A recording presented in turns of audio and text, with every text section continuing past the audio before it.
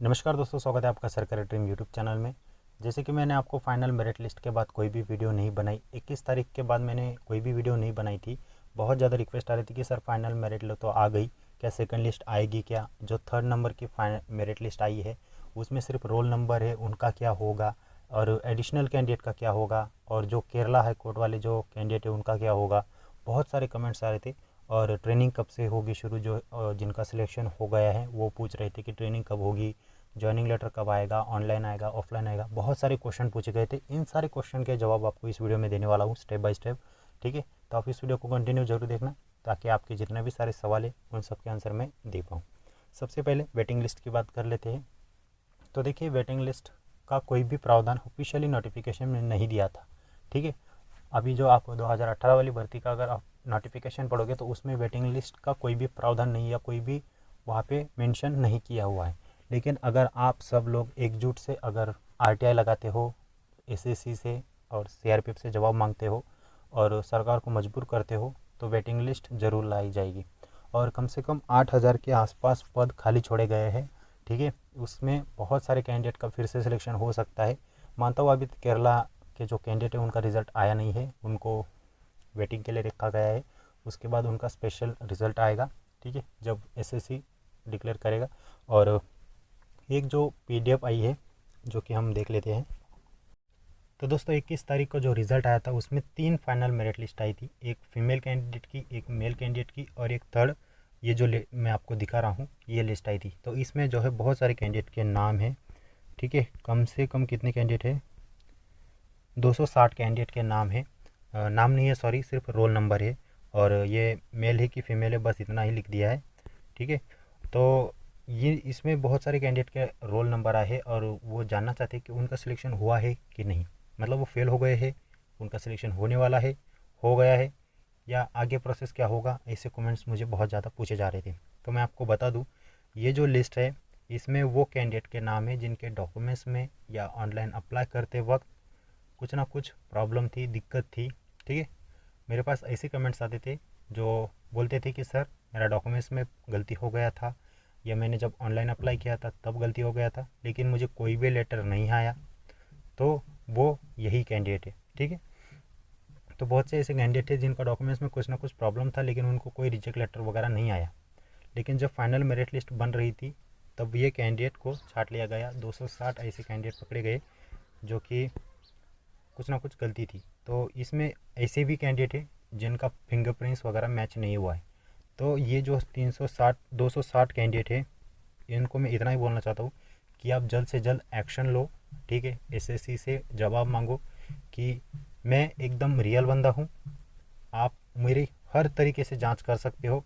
आपको ऑनलाइन करनी है, ऑफलाइन करनी है, आपको जैसे जांच करनी है मेरी, पूरा सीसीटीवी फुटेज वगैरह सब कुछ, आप मेरा फिजिकल का फुटेज, मेडिकल का फुटेज सब कुछ आप देखो, वेरीफाई करो और मेरा जो रिज़ल्ट है वो डिक्लेयर करो। इसके रिगार्डिंग आपको कोर्ट में भी जाना पड़े तो आप जाओ।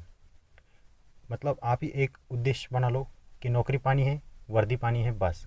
लेकिन आपको एकजुट होकर सपोर्ट करना होगा एक दूसरे का, तभी जाके ये सक्सेसफुल होगा। नहीं तो एसएससी आपको 1 साल क्या 2 साल भी वेट कराएगी। आप लोगों को पता है कि एसएससी क्या है। ठीक है, तो इस लिस्ट में उन्हीं कैंडिडेट के नाम है जिनका फिंगरप्रिंट्स मैच नहीं हुआ है, या डॉक्यूमेंट्स में कोई गलती है, या ऑनलाइन अप्लाई करते वक्त कुछ गलती हो गई है। इसी कारण से इनका जो रिज़ल्ट है वो होल्ड पर है। ठीक है, इनका रिज़ल्ट कब डिक्लेयर करता है अभी स्टाफ सिलेक्शन कमीशन ने इसके बारे में कोई भी जानकारी नहीं दी है।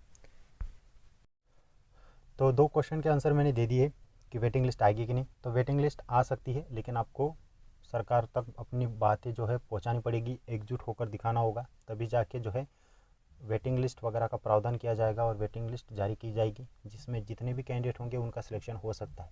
लेकिन वेटिंग लिस्ट को लेकर एसएससी ने, स्टाफ सिलेक्शन कमीशन ने कोई भी नोटिफिकेशन या कोई भी जानकारी नहीं दी है, ना सीआरपीएफ ने दी है। लेकिन भर्ती प्रक्रिया बहुत बड़ी है और मैं खुद मानता हूँ कि वेटिंग लिस्ट आनी चाहिए, क्योंकि बहुत से ऐसे कैंडिडेट होंगे जिनका कहीं और सिलेक्शन हो गया होगा, और बहुत से ऐसे कैंडिडेट हैं जिनको एसएससी जीडी में उनके मन चाही पोस्ट नहीं मिली होगी तो वो ज्वाइन नहीं करेंगे। अभी ऐसे बहुत से कैंडिडेट हैं जिनका सीआईएसएफ में जाने का मन है लेकिन उनको मिल गई सीआरपीएफ तो वो ज्वाइन ही नहीं करेंगे। ऐसे भी बहुत से कैंडिडेट होंगे। कोई कैंडिडेट का बहुत बड़ी दूसरी नौकरी में जॉब लग गई होगी तो वो यहाँ पे ज्वाइन नहीं करेगा। ऐसी बहुत सी सीटें खाली रह जाती है, तो वो किसी और बंदे का सिलेक्शन उस जगह पर हो सकता है। इसके लिए आपको वेटिंग लिस्ट के लिए प्रयास करना होगा, एसएससी को अपनी बातें पहुंचानी होगी। तो एसएससी के ऑफिस बहुत सारे हैं, अपने टेलीग्राम चैनल पर मैं एसएससी के सारे ऑफिस का डिटेल दे दूंगा आपको। वहाँ से देखकर आपको जो भी नज़दीक ऑफिस पड़ता हो एसएससी का, वहाँ पे आप जा सकते हो।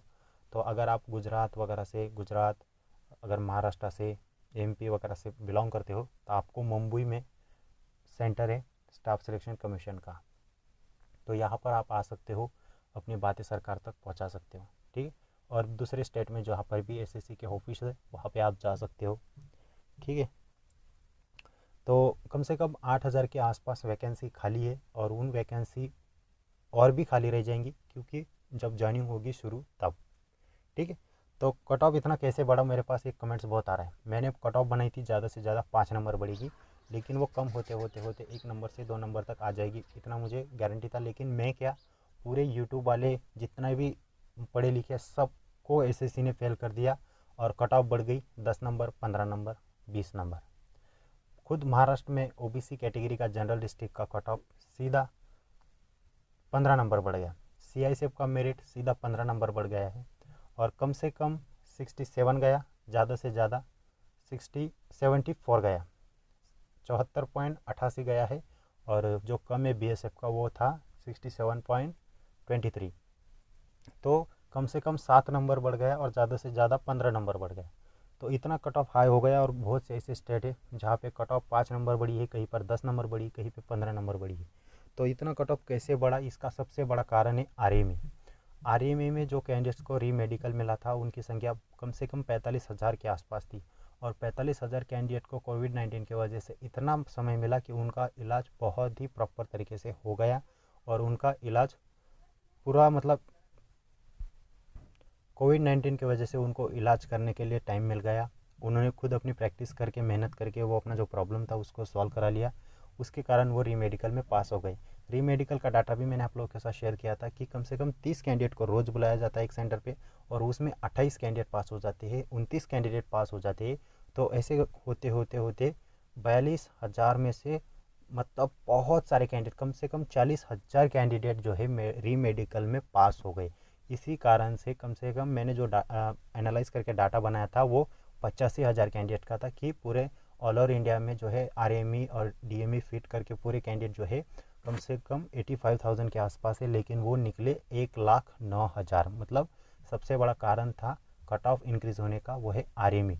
तो आरएमई में सबसे ज़्यादा कैंडिडेट पास हुए, इसी कारण से कट ऑफ हाई चली गई। तो एक वैकेंसी के लिए कम से कम 3 कैंडिडेट्स या 2 कैंडिडेट रहते हैं फाइनल मेरिट में एसएससी जीडी की भर्ती में। लेकिन इस बार बहुत ज़्यादा कैंडिडेट थे। जब हमें मेडिकल के लिए बुलाया गया था तब कम से कम 3 कैंडिडेट को बुलाया गया था, लेकिन जब हमारी फाइनल मेरिट आई तब बहुत ज़्यादा कैंडिडेट हो गए थे, क्योंकि आरएमई में सबसे ज़्यादा कैंडिडेट पास हुए थे। अगर मार्च में अगर आरएमई हो जाता तो इतने कैंडिडेट पास नहीं होते, और कट ऑफ भी इतनी इंक्रीज़ नहीं होती। तो आपके क्वेश्चन का आंसर मैंने दे दिया है कि कट ऑफ इतना कैसे बढ़ा। तो कट ऑफ इंक्रीज़ होने का कारण है आरएमई में सबसे ज़्यादा कैंडिडेट पास होने के कारण कट ऑफ ज़्यादा इंक्रीज़ हुई है, ठीक है।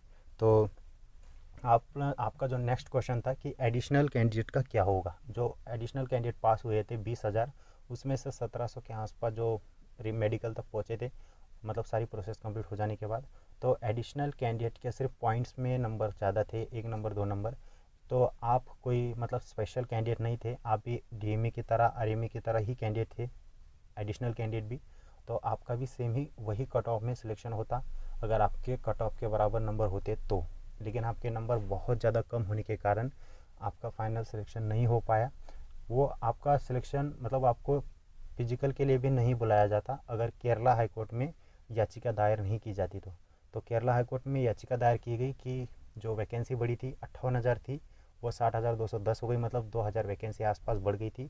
उसी कारण से जो रूल के मुताबिक एडिशनल कैंडिडेट को पास किया गया था, और उसी कारण से आपको फिर से मतलब आपको रिटर्न में आप फेल थे, लेकिन आपको पास करके फिजिकल के लिए बुलाया गया, और फिजिकल के बाद आपको मेडिकल के लिए बुलाया गया। लेकिन आपके ऑलरेडी नंबर कम थे, उसीलिए आपका सिलेक्शन नहीं हो पाया, ठीक है। जब कट ऑफ कम करी गई तब जाके आप पास हुए, और जब फाइनल में तो कट ऑफ बढ़नी ही थी, सबको पता था। लेकिन आपके सिर्फ पॉइंट्स में 1 नंबर ज़्यादा था, किसी का 2 नंबर ज़्यादा था, और कट ऑफ यहाँ पे 15 नंबर बढ़ गई। तो जो जिन कैंडिडेट को कुछ ना कुछ मतलब उनको लगता था कि 10 नंबर नहीं बढ़ेगी भाई, मुझे खुद लगता था कि ज़्यादा से ज़्यादा 5 नंबर बढ़ेगी, 6 नंबर बढ़ेगी, क्योंकि एसएससी जीडी का 2015 का रिज़ल्ट मेरे आंखों के सामने था। मैंने वो भर्ती देखी है, मुझे पता है कि 2015 में भी सिर्फ 5 नंबर कट ऑफ इंक्रीज़ हुई थी, लेकिन 2018 वाली भर्ती में सीधा 15 नंबर कट ऑफ इंक्रीज़ हो गई। तो ये बहुत ही मतलब चौंकाने वाली बात है, लेकिन इसके लिए हम कुछ नहीं कर सकते। मैं भी आप ही की तरह एक कैंडिडेट हूँ, ना कोई एसएससी का ऑफिसर हूँ। तो कट ऑफ ज़्यादा इंक्रीज़ होने का कारण क्या था मैंने आपको बता दिया, और एडिशनल कैंडिडेट का सिलेक्शन क्यों नहीं हो पाया उसका कारण भी मैंने आपको बता दिया। अभी 2-3 क्वेश्चन और है, उनके भी आप जवाब जान लो। ज्वाइनिंग लेटर कब तक आएंगे? तो ज्वाइनिंग लेटर आपके आने शुरू हो जाएंगे मार्च में, फरवरी में नहीं आएंगे, ठीक है, फरवरी में नहीं आएंगे आपके, लेकिन आपके मार्च से, स्टार्टिंग से ही मार्च से आपके ज्वाइनिंग लेटर आना शुरू हो जाएगा। चैनल से जुड़े रहिएगा, मैं आपको पल पल की अपडेट देता रहूँगा। बीएसएफ में सिलेक्शन हुआ हो, सीआईएसएफ में हो, सीआरपीएफ में हो, आईटीबीपी में हो, आसाम राइफल में हो, कोई भी डिपार्टमेंट में आपका सिलेक्शन हुआ हो एसएससी जीडी थ्रू, उनके ट्रेनिंग कैलेंडर, ठीक है, जैसे ही अपडेट होते हैं, मैंने जैसे आपको बताया कि आईटीबीपी का भी ट्रेनिंग कैलेंडर आ चुका है, उसी तरीके से जो बाकी पैरामिलिट्री फोर्सेस हैं जैसे कि बीएसएफ हो गया, सीआईएसएफ हो गया, इनके भी जैसे मुझे जानकारी मिलती है, असम राइफल हो गया, इनकी जैसी जानकारी मिलती है मैं आपको बताऊंगा। आप सिर्फ चैनल के साथ जुड़े रहिएगा। और ज्वाइनिंग लेटर जो आपका होता है वो ऑफलाइन ही आता है, ठीक है। अगर आपको कोई ऐसा बोल रहा है कि ऑनलाइन आएगा तो वो सब झूठे। एसएससी जीडी का जो पैरामिलिट्री फोर्सेस में ज्वाइनिंग होती है वो आपका ज्वाइनिंग लेटर ऑफलाइन ही भेजते हैं। उसमें कैरेक्टर सर्टिफिकेट का फॉर्मेट और भी बहुत सारे डॉक्यूमेंट्स भेजते हैं, जो कि आपको अपने तहसील में डीएम एसडीएम से, ज़िला कलेक्टर से, बहुत सारे आपके स्कूल कॉलेज से वो डॉक्यूमेंट्स बनवाने पड़ते हैं, ठीक है। मेरे पास जैसे ही मेरा खुद का ज्वाइनिंग लेटर आ जाएगा मैं आपको प्रॉपर तरीके से सारी चीज़ें समझाऊंगा। वैसे भी बहुत सारे भाई जो हमारे होते हैं वो अपनी स्पेशल अपनी जो डिटेल होती है वो हाइड करके सोशल मीडिया पर अपलोड कर देते हैं, ताकि ज़्यादा से ज़्यादा लोगों तक जानकारी पहुंच सके कि ज्वाइनिंग लेटर आना शुरू हो गया है और वो ऑफलाइन ही आएगी, ठीक। अभी आपकी ज्वाइनिंग जल्दी नहीं हो सकती, उसका कारण आपको पता है, कोविड-19 का वैक्सीन वगैरह अभी शुरू हुआ है। तो पूरा डिपार्टमेंट वगैरह में जो हमारे डॉक्टर है, सफाई कर्मचारी लोग हैं और हमारे जो जवान हैं, पुलिस है, उन सबको वैक्सीन देना शुरू हो गया है। और वो सारा प्रोसेस कंप्लीट होते होते मार्च होगा और मार्च में आपकी ट्रेनिंग वगैरह शुरू हो जाएगी।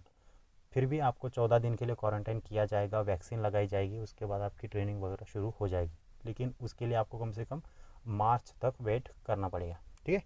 तो आपका ज्वाइनिंग लेटर मार्च में ही आएगा और आपकी जो ज्वाइनिंग लेटर है वो ऑफलाइन ही आएगा। तो इस वीडियो में मैंने जितने भी सारे क्वेश्चन के जवाब देने थे वो दे दिए।